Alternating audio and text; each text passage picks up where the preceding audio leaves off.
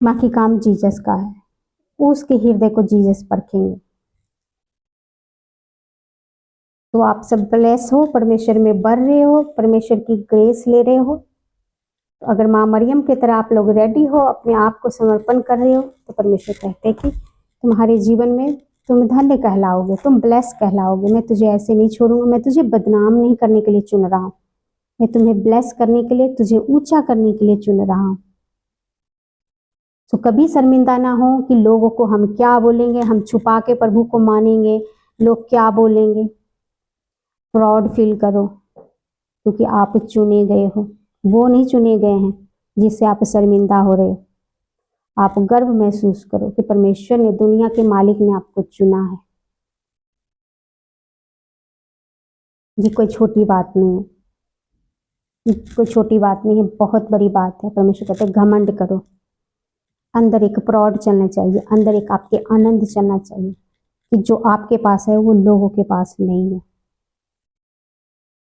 आप एक विनती करोगे और परमेश्वर सुनने लग जाएगा, लेकिन हमें उस प्रोसीजर में गुजरना पड़ेगा, जाना पड़ेगा।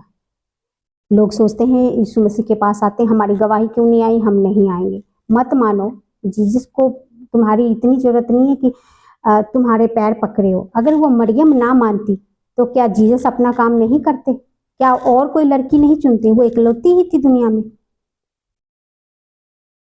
अगर हम प्रभु में नहीं आते तो क्या प्रभु का काम रुक जाएगा? प्रभु किसी और को चुन लेगा। प्रभु चाहता है कि आपके नगर में सुसमाचार फैले, तो प्रभु आपके पास गया, किसी को भेजा, और आपने कहा नहीं, मुझे नहीं जाना। तो क्या प्रभु वो अपना काम जो सोचा हुआ है वो नहीं करेगा?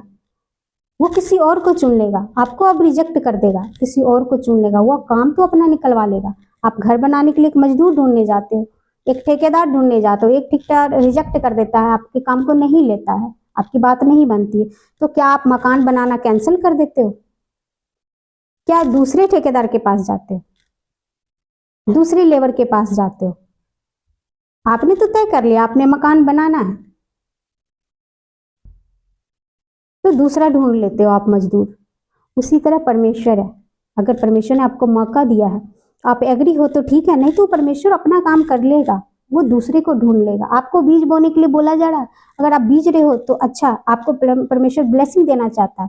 लेकिन अगर आप सोच रहे हो नहीं, पैसा मांगा जा रहा है अपने कामों के लिए, ये वो, तो परमेश्वर कह रहा है मेरा काम रुका नहीं रहेगा, मैं अपने दास के कामों को नहीं रोकूंगा, क्योंकि उसने मेरे काम के लिए रिस्क लिया है, तो मैं किसी और के मन में डालूंगा, वो डालेगा बीज, मैं उसके काम को बना दूंगा, उसकी बिगड़ी को बना दूंगा, वो दिल खुश खोल करके बीज डालेगा।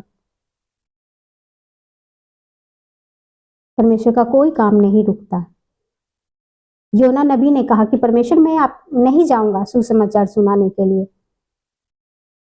पुराने नियम में पढ़ते योना नाम का एक नबी है, उसको बोला परमेश्वर जाओ मेरे लोगों को सुसमाचार सुनाओ, वो मन फिराए, नहीं तो मैं उसके ऊपर दया नहीं करूंगा, मैं उस नगर को नाश कर दूंगा, क्योंकि उस नगर में बहुत सारे पापी लोग हैं। लेकिन मैं सोच विचार कर रहा हूँ कि कैसे मैं एक पापी का भी मौत कर दूं, कैसे मैं इस नगर का नाश कर दूं। उस नगर में बहुत सारे लोग हैं, लेकिन मैं नाश करके खुश नहीं हूँ, क्योंकि मैंने अपने हाथों से इंसान को बनाया और उसका नाश करके मैं खुश नहीं हूँ।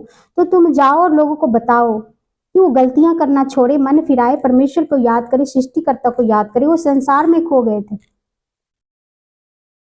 भगवान की शरण में नहीं बैठते थे, बस संसार में खाना पीना ऐश करना, ये मिल जाए वो मिल जाए, पार्टी एंजॉय, हमेशा हमेशा एंजॉय एंजॉय करते थे।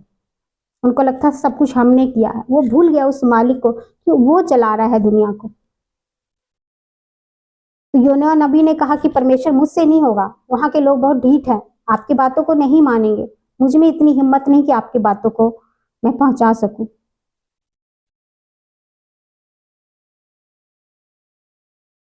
तो योना नबी को परमेश्वर ने कहा कि तुम्हें मैं दिखाऊंगा, और उसको नदी में, उसको समुद्र में डुबाने लग गए। इवन कि वो डूब भी गया और बिल्कुल जमीन के नीचे चला गया। और एक मछली ने उसको अपने पेट में ले लिया, निगल लिया था बड़ी मछली ने। तब पेट में से ही उसने प्रार्थना किया कि परमेश्वर मैं आपके हुक्म को मानूंगा, आप सत्य हैं, लोग माने चाहे नहीं माने, मैं आपकी बातों को वहां पे रखूंगा। मुझे बख्श दीजिए, मेरी विनती को सुनिए। तब उस मछली के पेट में, समुद्र के नीचे गहराई में, परमेश्वर ने उसकी प्रार्थना को सुनी और उससे परमेश्वर ने मछली के द्वारा मछली बाहर आया और उसको उगल दिया और वहां पे वो गया, परमेश्वर का सुसमाचार सुनाया और परमेश्वर के लोगों ने मन फिराया और उस नगर का परमेश्वर ने नाश नहीं किया।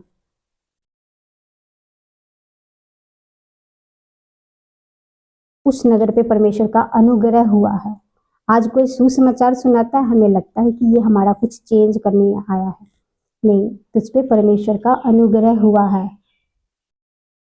अनुग्रह हुआ है, परमेश्वर की दया आई है। हमें लेना चाहिए आदर से, मौका फिर नहीं मिलता। ठीक है, सो आप सब ब्लेस हो। आइए हम आप सबके लिए प्रार्थना करते हैं। ठीक है, हम एक गीत से आप लोगों के लिए प्रार्थना